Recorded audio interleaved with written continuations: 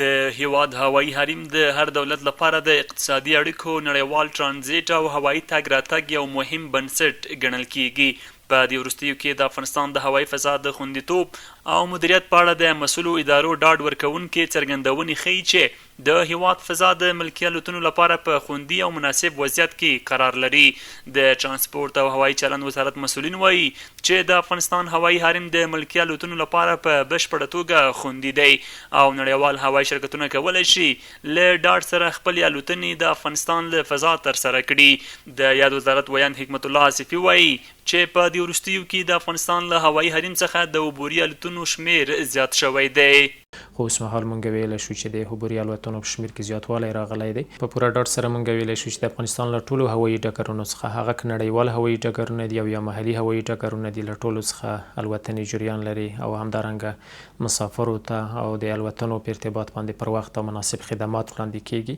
د دې ترڅنګ مونږ ویلی شو چې د افغانستان فضا د ملکي الوتنو لپاره چې عبوري الوتنو لپاره پوره خوندي ده او ټول نړیوال هوايي شرکتونه چې ملکي الوتنې ترسره کوي دوی کولی شي د افغانستان فضا انتخاب کړي او دې څخه استفاده وکړي.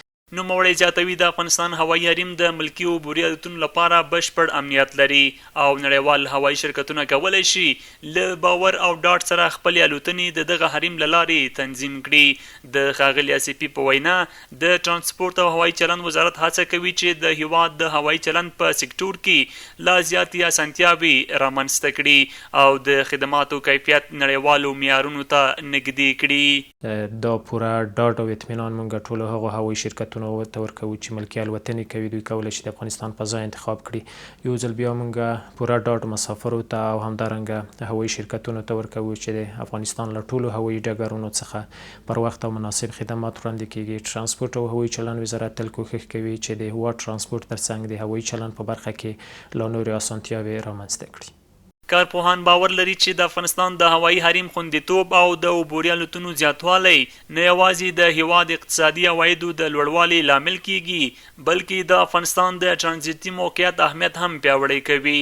د چارو د شنونکو په باور که د هوايي چلند په برخه کې اصلاحات او اسانتیاوې همداسې دوام ومومي نو افغانستان کولی شي په سیمه کې د مهم ترانزیتي دهلیز په توګه خپل رول لا پیاوړی کړي او د نړیوالو هوايي شرکتونو باور نور هم زیات کړي.